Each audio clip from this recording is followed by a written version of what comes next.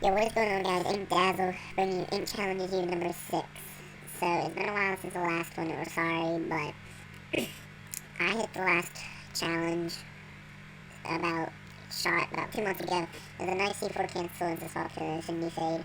Kind of barrel stuff, but pretty clean shot, I guess.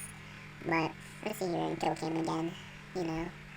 Shot was pretty biller, because, I'm pretty biller, anyhow, all that good stuff right there. And then bam, he's dead right there.